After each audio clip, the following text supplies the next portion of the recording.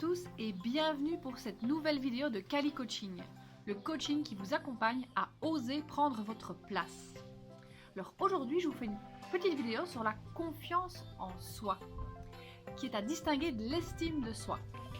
Pour être clair, la confiance en soi, c'est comment vous agissez. C'est du domaine de l'action, c'est ce que vous faites dans le monde concret pour réaliser vos projets, pour réaliser vos envies, pour créer une relation. C'est tout ce que vous faites. À distinguer de l'estime de soi, c'est tout ce que vous pensez. C'est beaucoup moins palpable. C'est comment vous vous traitez, c'est toutes les pensées que vous avez à propos de vous. Donc en fait, tout se passe là-dedans. On est dans le monde de la pensée. Et l'un dans l'autre s'influence énormément. Mais aujourd'hui, je me consacre sur la confiance en soi. Je vous livre aujourd'hui les 5 clés de la confiance en soi. La première, c'est savoir exactement ce que vous voulez. Souvent, on me dit « Oui, mais Virginie, moi, ça me concerne la confiance en soi. » Mais c'est quoi la confiance en soi pour vous? Il y en a, c'est parler en public. Il y en a, c'est aborder un inconnu. Il y en a, c'est oser se lancer dans une nouvelle vie professionnelle. Donc, à vous de définir ce que c'est pour vous, la confiance en vous. Deuxième clé, c'est vous détacher du regard des autres. Que ce soit à 20, 30, 40, 50 et 60 ans, je rencontre encore beaucoup trop de personnes qui sont dépendantes du regard des autres. Et surtout, de leurs parents, de leurs amis, ou alors, tout simplement, de leur environnement familial et de leur conjoint. Si vous voulez plaire à tout le monde, vous allez vous perdre vous-même. Et la bonne question à se poser, c'est est-ce qu'on peut plaire à tout le monde? La réponse est non.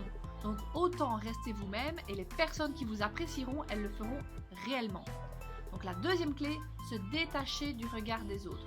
Ce qui est important, c'est ce que vous pensez de vous. La troisième clé, c'est avoir l'esprit d'apprentissage.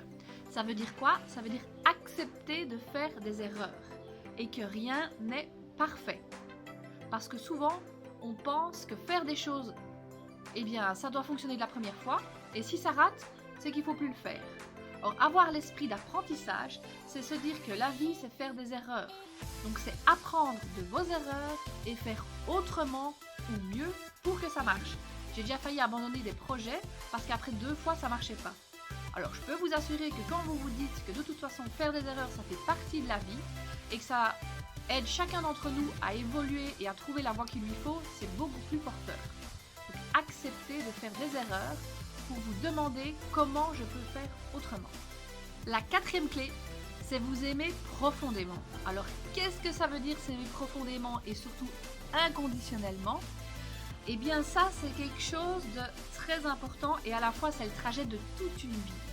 S'aimer réellement et profondément, c'est quoi? C'est être doux et bienveillant envers soi-même. Parce que souvent, on a tendance à se faire des reproches sur les choses qu'on n'a pas faites, qu'on n'a pas assez bien faites ou qu'on a trop faites.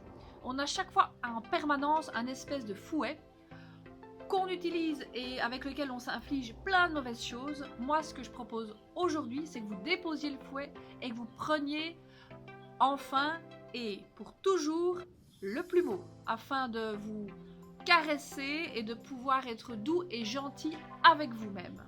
Donc déposez le fouet, prenez le plumeau et soyez doux avec vous-même.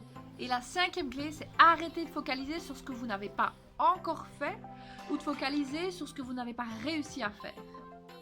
Moi, ce que je vous propose, c'est de regarder d'où vous venez. Donc que ce soit dans votre projet, dans votre relation ou même avec qui vous êtes profondément, c'est regarder avant par rapport à maintenant. C'est l'image de la montagne.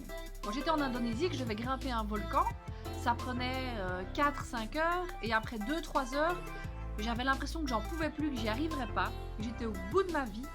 Et finalement, en se retournant, quand vous faites une randonnée et que vous regardez derrière vous d'où vous venez, du petit village tout perdu, et que vous avez déjà randonné tout ce qu'il y a derrière, ça vous encourage.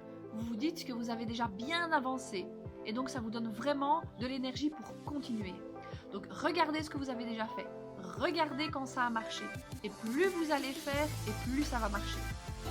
Plus vous faites quelque chose, plus vous allez être persuadé que vous pouvez le faire. Et si vous êtes persuadé que vous avez confiance en vous, vous allez respirer la confiance en vous. Mais pour ça, il faut regarder d'où vous venez et pas seulement où vous voulez aller ou ce qui n'a pas réussi. Donc regardez d'où vous venez et félicitez-vous. Alors, pour résumer cette vidéo, les 5 clés de la confiance en soi sont 1.